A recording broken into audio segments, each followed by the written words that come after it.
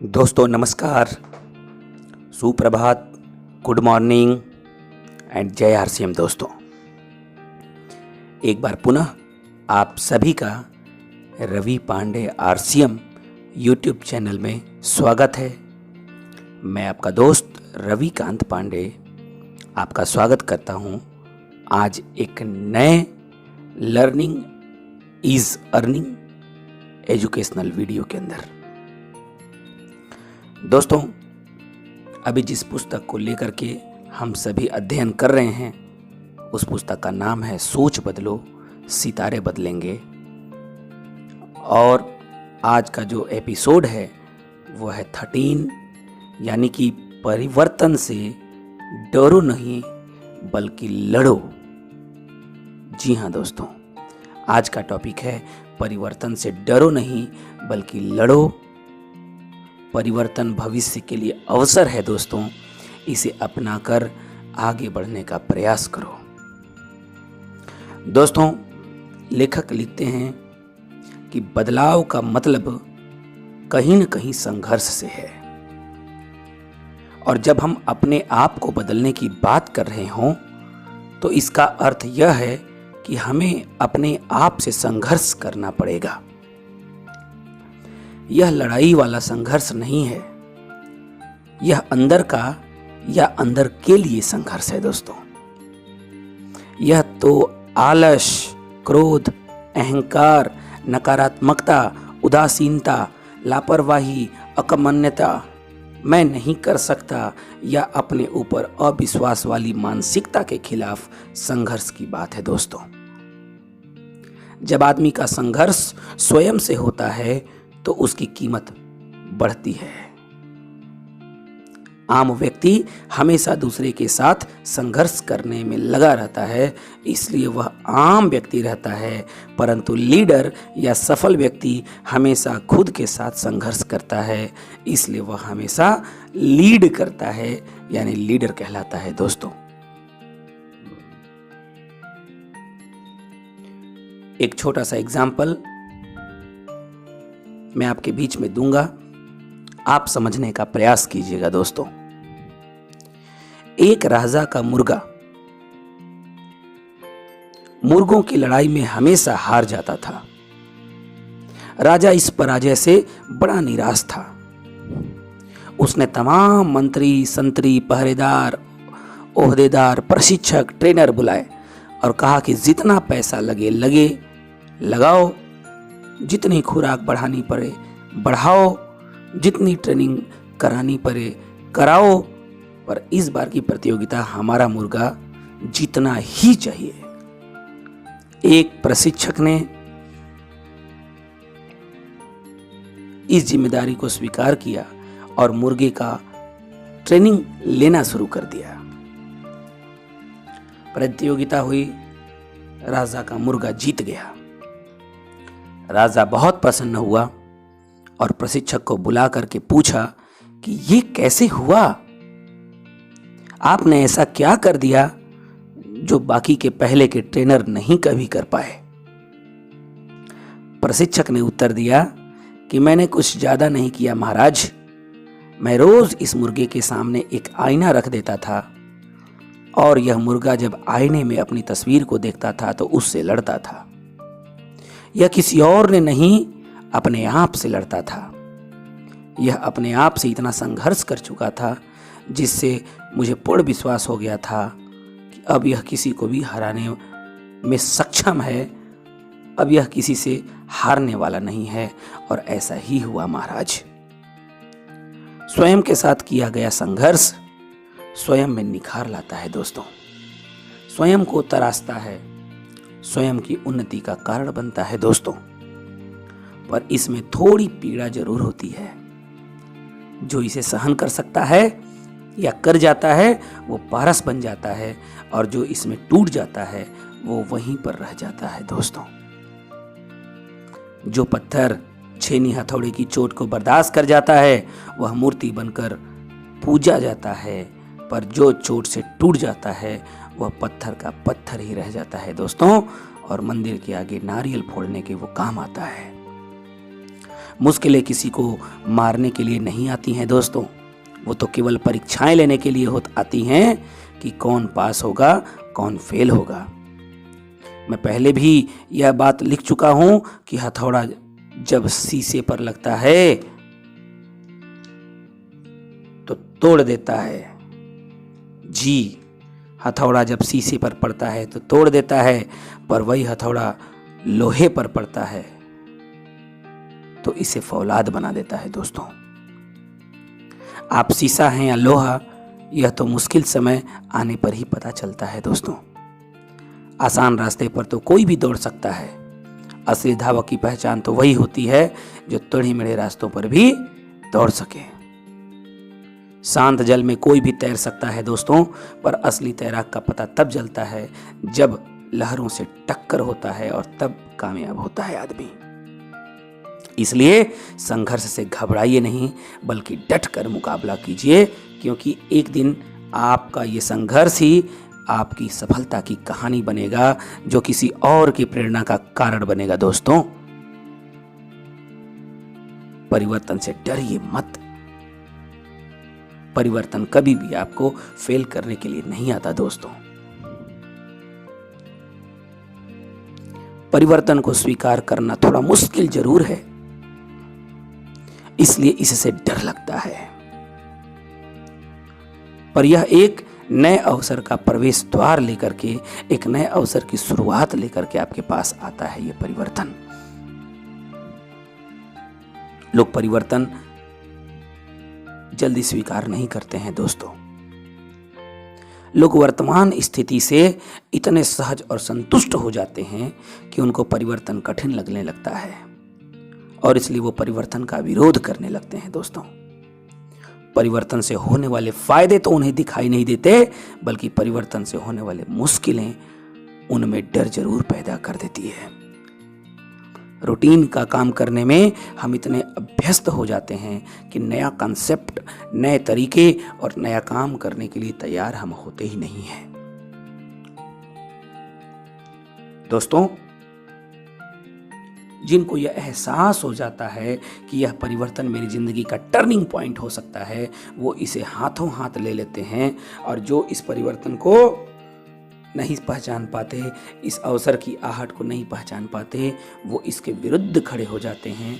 वो पूरी बात सुनने से पहले ही प्रतिक्रिया करने लग जाते हैं, क्योंकि उन्हें मालूम होता है कि यदि मैंने स्वीकृति दे दी तो नया कुछ सीखने की नौबत आ जाएगी, आराम पस्ती वाली जिंदगी भाग दौड़ में बदल जाएगी। इससे भविष्य में क्या लाभ होगा, और यह सोचने से पहले ही दिमाग यह गणित लगाने लगता है कि सामने वाले की बात को काट दिया जाए।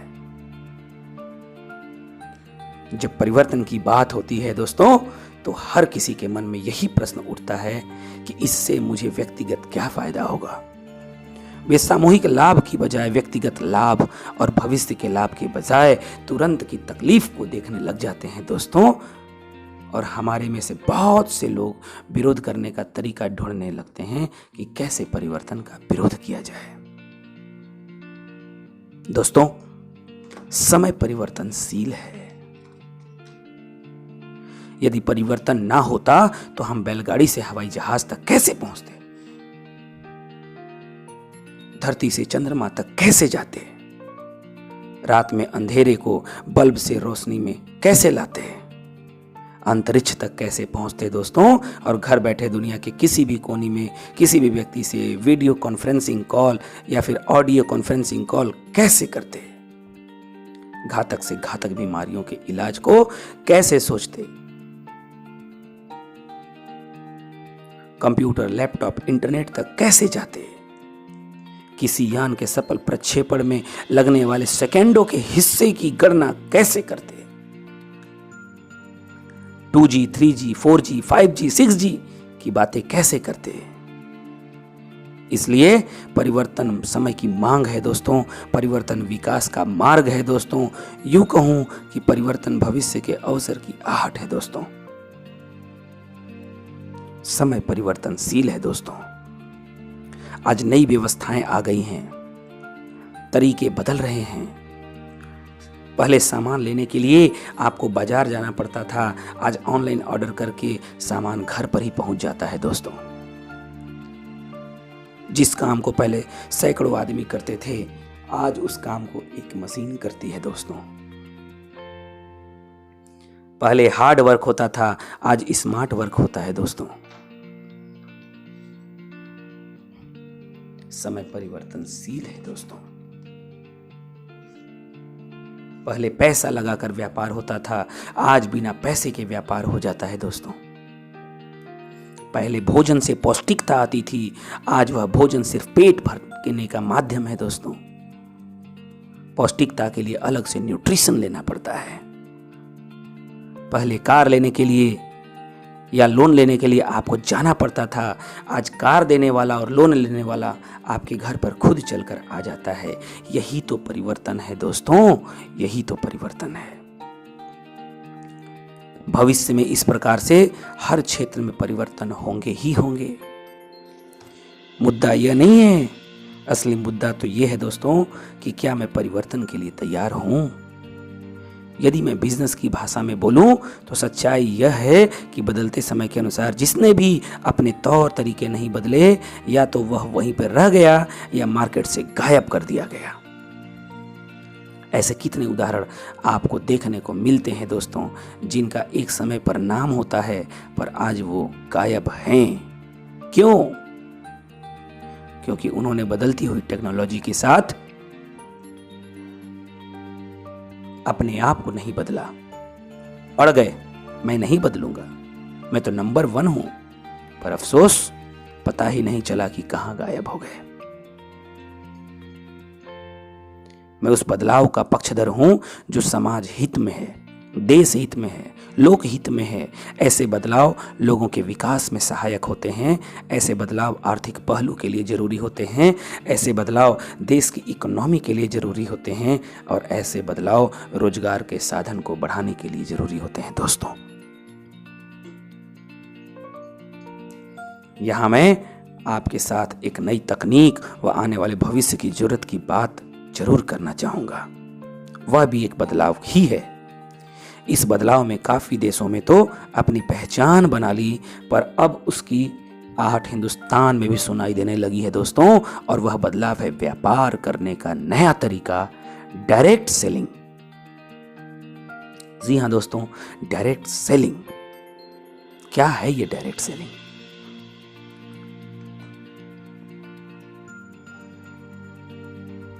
डायरेक्ट सेलिंग क्या है? डायरेक्ट सेलिंग एक ऐसी व्यवस्था है जिसमें खरीदार अपनी खरीदी को परंपरागत तरीके से खरीदने के बजाय नए तरीके से, नए सिस्टम से डायरेक्ट कंपनी के थ्रू खरीदने का तरीका ढूंढता है। इसे एक बहुत बड़े व्यापार की रचना भी कहा जा सकता है दोस्तों। कैसे होता है डायरेक्ट सेलिंग? परंपरागत तरीके में सामान खरीदने से यह सामान जिन जिन बिचौलियों के हाथों से गुजरता है, C&F, डीलर, होलसेलर, रिटेलर, विज्ञापन इत्यादि, इससे इस सामान की लागत में इन लोगों का लाभ भी जुड़ जाता है, जिससे कि सामान की कीमत बढ़ जाती है। इसी बढ़ी हुई कीमत या इन बीच वालों का सारा प्रॉफिट ग्राहक को चुकाना पड़ता है। कुछ मिलावटखोर लोग सामान में मिलावट करके स्वास्थ्य के साथ खिलवाड़ भी कर रहे होते हैं। ऐसा मिलावटी सामान जिसके भी हिस्से में आएगा, जिस भी परिवार में जाएगा, उनका स्वास्थ्य खराब हो जाएगा और बीमारी का घर हो जाएगा। जमाखोरी की वजह से महंगाई बढ़ जाती है, चीज़ों का दाम काफ़ी मात्रा में बढ़ जाता है, रेट में भी झोल रहता है। किसी के लिए कोई रेट, कितनी बार्गेनिंग करनी पड़ती है। बहुत से लोग तो बिना बिल के ही सामान बेचते हैं, जिससे सामान की शुद्धता की कोई गारंटी नहीं होती है दोस्तों। और गवर्नमेंट के राजस्व की जो हानि होती है वो अलग होती है। ग्राहक जिसे भगवान माना जाता है, जिस पर पूरा मार्केट टिका होता है, उसी ग्राहक को अपना हथियार बना करके उसको इस्तेमाल किया जाता है। डायरेक्ट सेलिंग के इन सारे सवालों का हल क्या है? डायरेक्ट सेलिंग इन सारे सवालों का हल है दोस्तों। यदि कोई ग्राहक अपने घर का सामान नई व्यवस्था से डायरेक्ट सेलिंग से खरीदता है तो उसे पक्का बिल मिलता है, जिससे सरकार को राजस्व की प्राप्ति होती है। सामान की क्वालिटी और शुद्धता की गारंटी होती है। उसके द्वारा खरीदे गए सामान पर उसे कुछ छूट मिल जाती है। यदि वह इस नई व्यवस्था पर आगे बढ़ने में सहयोग करता है तो इस व्यवस्था में होने वाले टर्नओवर में भी उसका हिस्सा बनता है। अर्थात टर्नओवर को बनाने वाला ही टर्नओवर का मालिक बन जाता है दोस्तों। वैसे तो डायरेक्ट सेलिंग व्यवसाय विश्व के बहुत से देशों में काफ़ी वर्षों से जोरों शोर से चल रहा है, बहुत बड़ा टर्नओवर कर रहा है, पर भारत में इसकी सही शुरुआत होने जा रही है दोस्तों, क्योंकि भारत सरकार ने सितंबर 2016 में इस डायरेक्ट सेलिंग के लिए गाइडलाइन जारी कर दी, जिससे इस व्यवसाय में भारत में तेजी से बढ़ने की संभावना बढ़ गई। मुझे पूरा विश्वास है दोस्तों कि भारत सरकार की इस पहल से जहां गलत तरीके के काम करने वाली, धोखाधड़ी देने वाली, झूठ बोलने वाली कंपनियों से निजात मिलेगी, वहीं इस डायरेक्ट सेलिंग इंडस्ट्री को भारत में अपनी साख और पहचान बनाने की मदद मिलेगी, जिससे इसके माध्यम से बहुत से लोगों को रोजगार मिलेगा और बहुत से लोगों का सपना पूरा होगा दोस्तों। मैं आपको एक बात से अवगत और सचेत भी करना चाहता हूं कि इस नई व्यवस्था डायरेक्ट सेलिंग में जो लोग अपने आप को जोड़ लेंगे वो आने वाले समय के दिग्गज होंगे। इसलिए इस बदलाव को पहले अपने आप को तैयार कर लो दोस्तों। इस व्यवसाय को सही ढंग से समझ लो, क्योंकि यह बहुत बड़ा बिजनेस है, भविष्य का बिजनेस है। इससे न केवल आप अपने सपने पूरे कर सकते हैं, बल्कि बहुत से लोगों के सपने पूरे करने का माध्यम भी आप बन सकते हैं। इस इंडस्ट्री ने ऐसे बहुत से लोगों के सपने पूरे किए हैं जो इस इंडस्ट्री में काफी समय से काम कर रहे हैं और टिक कर काम कर रहे हैं दोस्तों। इसलिए परिवर्तन समय की मांग है दोस्तों, विकास की मांग है, भविष्य के अवसर की आहट है। इसे पहचानना सीखिए मेरे भाई। विरोध में उतरने से परिवर्तन रुकने वाला नहीं है दोस्तों। इसके लिए समझदारी इसी में है कि समय के साथ बदलना सीखिए, क्योंकि समय भी उसी का साथ देता है जो समय के साथ बदलना सीखता है। दोस्तों, लेखक लिखते हैं कि बदलाव को स्वीकार और बदलाव का विरोध करने वाले लोगों को 3 श्रेणियों में बांटा जा गया है। प्रथम श्रेणी बदलाव से पहले बदलने वाले लोग। व्यापार में वही लोग ज्यादा सफलता हासिल करते हैं, वही लोग ज्यादा सफल होते हैं जो परिवर्तन से पहले ही अपने आप को, अपने तरीकों को बदलना शुरू कर देते हैं दोस्तों। ऐसे लोगों को दूरदृष्टि वाला बोलते हैं। बारिश आने से पहले ही वो मकान की छत को चेक कर लेते हैं कि इसमें कोई सुराख तो नहीं है, ताकि बारिश होने पर न केवल परेशानी से बचा जा सके बल्कि बारिश का मजा भी लिया जा सके दोस्तों। जब हमारे देश में कांसे व पीतल के बर्तन होते थे तो कुछ लोगों को ज्ञात था कि अब इनका जमाना बदलने वाला है, प्लास्टिक का जमाना आने वाला है। उन्होंने बिना देरी किए कारोबार को प्लास्टिक के कारोबार में बदल लिया और उसके बदलाव का भरपूर लाभ उठाया दोस्तों। इसी प्रकार टीवी की या मोबाइल की शुरुआत, बहुत से लोगों ने इसका विरोध किया, पर जिन लोगों ने परिवर्तन को भांप लिया उन्होंने अपनाया और इस व्यवसाय में करोड़ों रुपए का मुनाफा कमा लिया। ठीक इसी प्रकार आने वाले समय में डायरेक्ट सेलिंग इंडस्ट्री का जमाना आने वाला है। इसे जो समझ जाएगा वो माला माल हो जाएगा दोस्तों। मेरा कहने का भावार्थ यह है कि जब जब भी बदलाव आया उन्हीं लोगों को विशेष फायदा हुआ जिन्होंने उस बदलाव को समय से पहले समझने का प्रयास किया, उसे अपनाने की रणनीति बनाई, उस पर पूरी ताकत के साथ काम किया।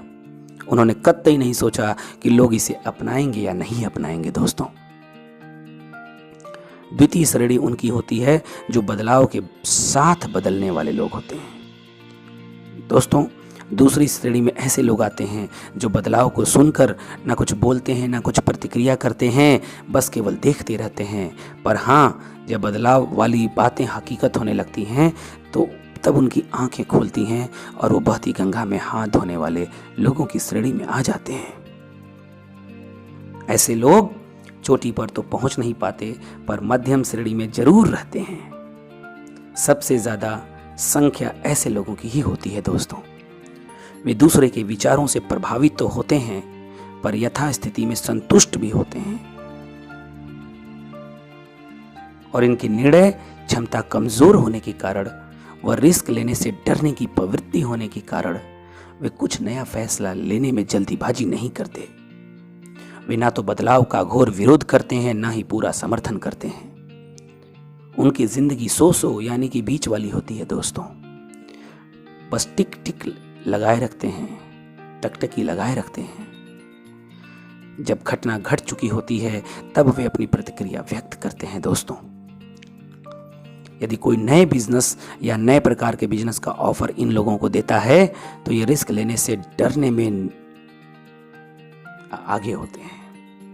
ये रिस्क लेने से डरते हैं, निर्णय नहीं ले पाते। परंतु जब यही ऑफर किसी और के पास चला जाए और वह इसमें अच्छी खासी सफलता हासिल कर ले तो फिर इनकी नींद खुल जाती है और फिर ये रिस्क लेने के लिए तैयार हो जाते हैं। पहले ये डरते हैं कि कुछ चला न जाए, इस बात का डर इन्हें सताता है। इसी वजह से ये मध्यम श्रेणी में आते हैं। इसे सेफ जोन भी कहा जाता है दोस्तों।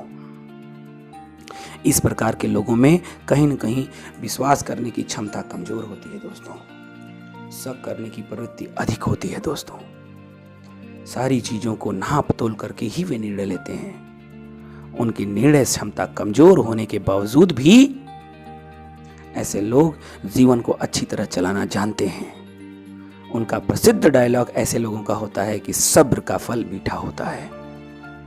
उनके उपदेशों में यह साफ सुनने को मिलता है कि किसी पर आंख मूंद कर विश्वास न करो। जब तक आप सही तरीके से जांच परख न कर लो तब तक कदम मत बढ़ाओ। ये भी वो लोग कहते हैं कि सारी जांच पड़ताल सही मिले तभी पूरी ताकत झोंक करके काम करो। दोस्तों, मेहनत करना ऐसे लोगों की आदत में शामिल तो रहता है, बिना किए फल की प्राप्ति भी वे नहीं चाहते। उनकी कार्य क्षमता लाजवाब होती है। केवल मात्र निर्णय लेने से थोड़ी सी देरी के कारण से मध्यम श्रेणी में आ जाते हैं दोस्तों। यदि इनको थोड़ा सुधार लिया जाए तो इनकी श्रेणी दूसरी श्रेणी के बजाय ये प्रथम श्रेणी में आ जाएं और बदलाव से पहले अपने आप को बदल सकते हैं और इतिहास रच सकते हैं दोस्तों। तृतीय श्रेणी होती है दोस्तों बदलाव का विरोध करने वाले लोग। दोस्तों, ये वो लोग होते हैं जो हमेशा अपने फैसलों को ही सही ठहराते हैं।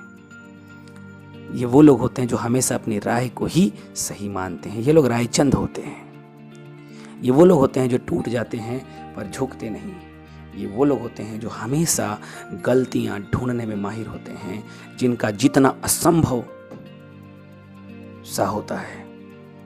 जी हाँ दोस्तों, ऐसे लोगों से जीतना असंभव सा होता है। ये लोग ना तो खुद बदलते हैं और ना ही बदलाव को स्वीकार करते हैं दोस्तों। ये जीवन में कोई बड़ा काम नहीं कर पाते। जीवन के प्रति और लोगों के प्रति इनका नजरिया नकारात्मक ही रहता है। कमियां निकालना और निराशा फैलाना इनकी आदत सी बन जाती है दोस्तों। ऐसे लोग आपको रास्ते में खूब मिलेंगे। इनको समझाने की ज्यादा कोशिश मत कीजिए। ये आपसे समझेंगे तो नहीं, पर आपको कुछ न कुछ जरूर समझा देंगे, और जो भी समझाएंगे वह आपके फायदे के काम का चीज नहीं होगा। इसलिए मैं आपको यही सलाह देना चाहूंगा, यदि आपको ऐसे लोग मिलें जो बदलाव का विरोध करते हो तो उलझिए मत, बल्कि उन्हें प्रणाम करके आगे बढ़ जाइए, क्योंकि इसी में आपकी भलाई है दोस्तों। दोस्तों, आइए देखते हैं कि बदलाव कितने तरीके का होता है। दोस्तों, बदलाव दो तरीके का होता है।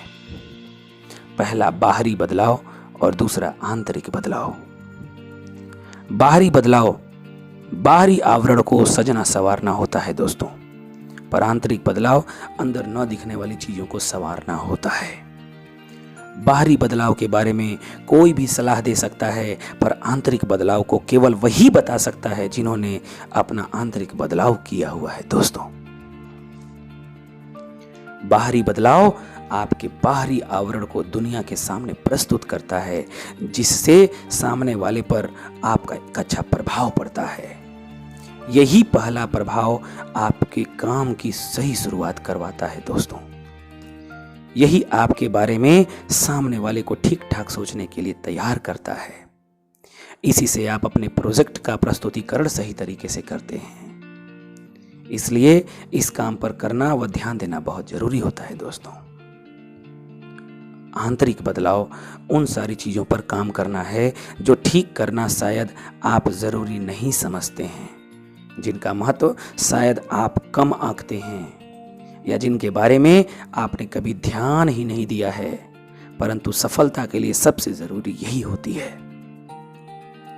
किताब की जिल्द कैसी हो कोई ज्यादा फर्क नहीं पड़ता, पर उस किताब के अंदर क्या है इससे बहुत बड़ा फर्क पड़ता है। दोस्तों, केवल अच्छी जिल्द या अच्छे आवरण होने से किताब एक बार तो बिक जाएगी, परंतु अंदर विषय वस्तु अच्छी होगी तो बार बार बिकेगी। दोस्तों, जिल्द बाहरी बदलाव है, पर अंदर की विषय वस्तु आंतरिक बदलाव है। दोस्तों, यदि हमने जिल्द को चमकदार करने के लिए ऊपर के पोजीशन को तो बेहतरीन कर दिया, लेकिन नीचे के पोजीशन को सही नहीं किया, तो वो किताब एक बार बिक सकती है, बार बार नहीं बिक सकती। दोस्तों, यदि हमने जिल्द को चमकदार करने के साथ साथ अंदर की सामग्री को भी सुयोग्य बना दिया, तो फिर देखिए ना सफलता कैसे कदम चूमती है। हमारा जीवन एक पेड़ की भांति है। दोस्तों, और उस पर लगने वाले फल हमारे परिणाम हैं। हम फलों को सही देखना चाहते हैं, सही करना चाहते हैं और सही करने में लगे हुए हैं, पर इस बात पर ध्यान ही नहीं है कि फलों का संबंध तो पेड़ की जड़ों से होता है। दोस्तों, यदि जड़ें मजबूत व ताकतवर हैं तो फल तो अच्छे ही लगेंगे, या यूं कहें कि फल का संबंध जड़ से होता है, यानी जो आपको दिख रहा है उसका संबंध न दिखने वाली चीज से होता है। इसलिए हमें यदि जीवन में बड़े परिणाम चाहिए तो न दिखाई देने वाले आंतरिक बदलावों पर ध्यान देने की ज्यादा जरूरत पड़ती है। दोस्तों, क्योंकि न दिखाई देने वाली चीजें दिखाई देने वाली चीजों को प्रभावित करती हैं। दोस्तों, आत्म अनुशासन, चरित्र निर्माण, अपने काम के प्रति कृतज्ञता, सकारात्मकता, व्यवहार कुशलता, संवाद करने की कला, समय प्रबंधन, धन का प्रबंधन, नए तरीकों को सीखने की लालसा, परिवर्तन के प्रति खुला दृष्टिकोण, दूरदृष्टि, बड़ी सोच वाली मानसिकता, ये सारे आंतरिक बदलाव के घटक हैं। दोस्तों, इन्हें लगातार दुरुस्त करने से ही आगे बढ़ा जा सकता है। दोस्तों, बाहरी बदलाव तो एक बार असर डालता है, पर आंतरिक बदलाव लंबे समय तक असरदार रहता है। दोस्तों, बाहरी बदलाव से आप लोगों को बाहर से प्रभावित करते हैं, पर आंतरिक बदलाव से आप लोगों को अंदर से बदलकर उनके भविष्य का निर्माण करने वाले बन सकते हैं। दोस्तों, बाहरी बदलाव तन और मन को प्रसन्न करता है, पर आंतरिक बदलाव आत्मा को प्रसन्न करता है। दोस्तों, और इसलिए हमें बाहरी बदलाव के साथ साथ आंतरिक बदलाव पर ज्यादा ध्यान देना चाहिए। दुनिया पर इस बात का कोई फर्क नहीं पड़ता है कि आप बदलाव के साथ हैं या बदलाव के विरोध में। जी हाँ दोस्तों, आप बदलाव के साथ हैं या बदलाव के विरोध में। हाँ, आप पर इसका जरूर फर्क पड़ता है, लेकिन हमें एहसास तब होता है जब हमारा ही कोई साथी, हमारे जैसा ही साथी, हमारे ही साथ काम करने वाला साथी अपने आप को बदल के हमसे बहुत आगे निकल जाता है। तब हमारे पास काश मैं भी मान जाता के सिवाय कुछ होने वाला नहीं है। दोस्तों, इसलिए बदलिए।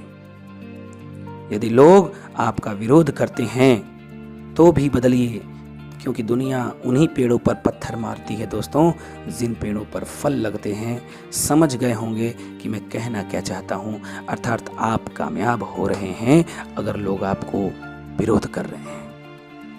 यदि आपने ऐसा कर लिया दोस्तों, तो मैं पूरे वादे के साथ कह सकता हूँ कि कल आप वह बन जाएंगे जिस तरीके का व्यक्ति आप आज चाहते हैं बनना। दोस्तों, ये सोच बदलो सितारे बदलेंगे पुस्तक पूरी तरीके से एक व्यक्तित्व के निर्माण की पुस्तक है। अगर इस सभी एपिसोड्स को, इन 13 एपिसोड को दोस्तों अगर आप पूरे हृदय से अगर सुन लें और अपने जीवन में उतार लें, तो आपके व्यक्तित्व का विकास 110% होता है दोस्तों।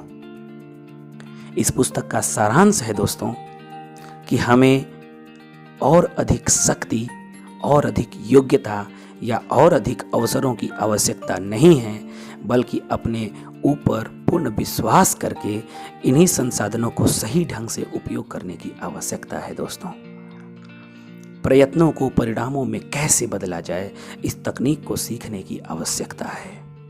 अपने अंदर किन किन बदलावों की जरूरत है, इसे समझने की जरूरत है। लगातार काम में लगे रहने की आदत डालिए, काम को अंजाम तक ले जाने वाला बनिए। अपनी इमेज को साफ सुथरा विश्वसनीय बनाइए, विश्वास करने वाला व लोगों का विश्वास जीतने वाला बनिए।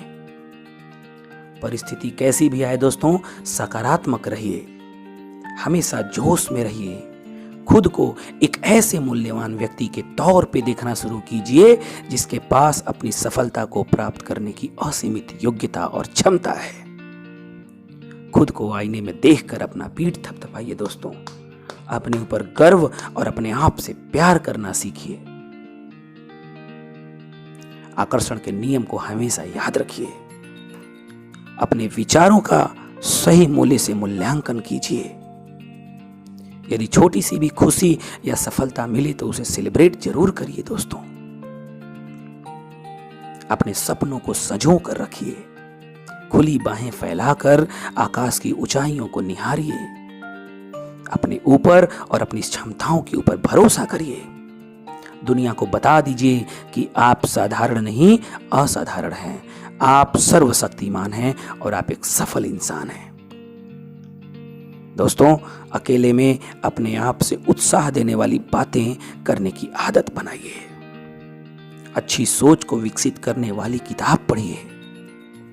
बोलने में मजबूती देने वाले शब्दों का चयन कीजिए तथा सकारात्मक, सफल, उत्साही, ऊर्जावान लोगों की संगत कीजिए दोस्तों। अंततः लेखक कहते हैं दोस्तों कि यदि आपको मेरे द्वारा लिखी गई इस पुस्तक को पढ़ने से कुछ फायदा हुआ हो, तो आपके उत्साह में कुछ वृद्धि हुई हो दोस्तों, या आपके सोचने या आपके काम करने के तरीके में कुछ भी बदलाव आया हो दोस्तों, तो आपके बिजनेस में इस पुस्तक को पढ़ने के बाद कुछ भी अच्छा हुआ हो दोस्तों, तो कृपया कमेंट में जाकर के आप जरूर अपनी भावनाओं को प्रदर्शित करें। लिख करके कमेंट में आप जरूर बताएं कि ये किताब सोच बदलो सितारे बदलेंगे पुस्तक आपको कैसा लगा और कौन सा परिवर्तन आपके अंदर आया इस किताब को अध्ययन करने के बाद और पढ़ने के बाद। दोस्तों इस किताब में, इस पुस्तक में सोच बदलो और सितारे बदलेंगे में लेखक ने खुल के व्यक्तित्व के विकास की बातें की हैं, जीवन में कामयाबी की बात की है, कॉन्फिडेंस को हमेशा मजबूत करने की बात किए हैं। और ये सब हम सभी लोग इस पुस्तक को पढ़ के, इस पुस्तक के पूरे ऑडियो सीरीज को सोच बदलो सितारे बदलेंगे के 13 एपिसोड को सुन के न सिर्फ अपने व्यक्तित्व में, अपितु अपने व्यापार में, अपने काम में, अपने पढ़ाई में, अपने जॉब में, अपने व्यक्तित्व में आप एक बहुत बड़ी तरक्की और उन्नति कर सकते हैं दोस्तों, ऐसा लेखक का मानना है। दोस्तों आज सोच बदलो सितारे बदलेंगे पुस्तक का लास्ट एपिसोड था। कल से हम लोग पुनः एक नए पुस्तक के साथ आपके साथ मिलेंगे। तब तक के लिए आज के प्रोग्राम में इतना ही। अब हम अपने वाणी को विराम देना चाहेंगे। विराम देने से पहले एक छोटा सा निवेदन है आपसे दोस्तों कि अगर आप Ravi Pandey RCM YouTube channel पे नए हैं तो इस चैनल को सब्सक्राइब कर लें, वीडियोस को लाइक जरूर करें और ज्ञान कभी अकेले नहीं लेना चाहिए, इसलिए अपने टीम, अपने दोस्तों को भी शेयर करें और अपने विचार हमें साझा जरूर करें कमेंट बॉक्स में अपना कमेंट लिख करके। और हाँ दोस्तों, आप अपने पूरे टीम में इसको डिस्ट्रीब्यूट करें, शेयर करें कि सभी के सभी साथी आपके सुबह 7 बजे के प्रीमियर प्रोग्राम को Ravi Pandey RCM YouTube channel पे जरूर देखें और अपने मानसिक तौर पे, मेंटल तौर पे अपने आप को मजबूत बनाएं। दोस्तों, सुबह 7 बजे Ravi Pandey RCM YouTube channel के ऊपर mental boost up mind food program चलता है जो मानसिक तौर पे मजबूत करता है।